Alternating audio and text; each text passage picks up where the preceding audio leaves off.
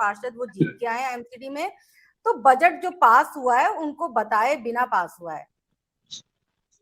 देखिए संध्या जी, सबसे पहले तो मैं थोड़ा सा इस पॉइंट पर आपको ऐतराज करूंगा कि जो बजट को पास करने का काम बीजेपी ने नहीं किया, ना ही बीजेपी बजट पास कर सकती है। बीजेपी एक पॉलिटिकल पार्टी है, पॉलिटिकल पार्टी की अपनी सीमा है। बजट पास करने का काम जो है वो केंद्र सरकार के द्वारा होता है। जब इस जैसे बता रहे थे प्रवक्ता भी कि जब बजट जब जब मेयर नहीं होता तो स्पेशल अधिकारी के सामने बजट को रखा जाता है, और बजट को रखा जाना जरूरी भी है। हालांकि बजट फाइनली भी पास नहीं हुआ। देखिए, आप देख रहे हैं दिल्ली के अंदर जिस तरह से मेयर का चुनाव नहीं हुआ है, ये चीजें टलती जा रही है। लेकिन दिल्ली के जो एमसीडी है, जहाँ पे उनका खर्चा एक्सपेंडिचर है, टैक्सेस का लेना है, वो तो लगातार लगातार जारी है। ऐसी स्थिति में जो बजट को लाने का जो कवायद होती है वो तो करना पड़ेगा। किसी वजह से अगर मान लो जो 6 तारीख के 7 तारीख को मेयर के चुनाव की बात हो रही है और किसी वजह से चुनाव नहीं हो पाता, तो अल्टीमेटली बजट तो फिर पास होगा जो अभी नहीं हुआ, जिसकी डेडलाइन 15 फरवरी है। तो सबसे पहले हमें समझने कि हर बात को एक पॉलिटिकल पार्टी दूसरी पॉलिटिकल पार्टी बना डाले कि ये आप जो है आम आदमी पार्टी की सरकार है या बीजेपी का बजट पास करना है। सरकारें अलग है।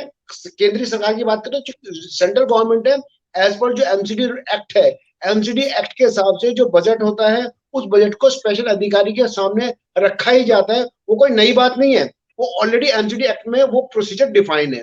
वो प्रोसीजर डिफाइन है। अगर पहले से मेयर चुन लिया जाता तो शायद इतनी समस्या नहीं होती। अब मेयर नहीं चुना जा रहा तो ऐसी समस्या आ रही है।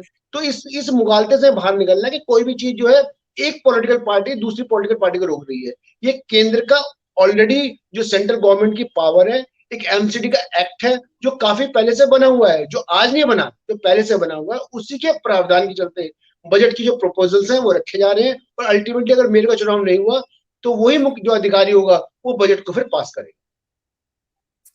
धनराज कुंडू जी, बजट अभी जो है वो प्रस्ताव रखा गया है, पास नहीं हुआ है, लेकिन कल जिस तरह से हंगामा हुआ, पूरे दिन जो है प्रेस कॉन्फ्रेंस का दौर जो चालू रहा, उस पर आप क्या कहना चाहेंगे? संध्या जी, आपको पता है इस पार्टी का कोई जनमत से कोई सरोकार नहीं है, इसका डेमोक्रेसी में कोई इंटरेस्ट नहीं है। 2 बार जो लेकिन सवाल इलेक्शन जो है इन्होंने पोस्टपोन करा दिया, और कल जो है ना इलेक्शन होने वाला है। आप ये बताइए कि जिस पार्टी का जनमत हो, लोगों ने जिसको जो है ना मैंडेट दिया हो, वो पार्टी अपना मेयर क्यों नहीं बनाएगी? और मेयर बनने के बाद ही ये सारी प्रक्रिया होनी चाहिए थी। लेकिन इन्होंने, पता है ये सारी डेट सुनी है, 15 तारीख की बात कर रहे हैं, फिर अप्रैल में। धनराज जी, काम नहीं रुकेगा ना, काम तो चलता रहेगा। अगर मेयर नहीं चुना जाएगा काम तो चलता रहेगा। पास नहीं हुआ है, पास नहीं हुआ है अभी।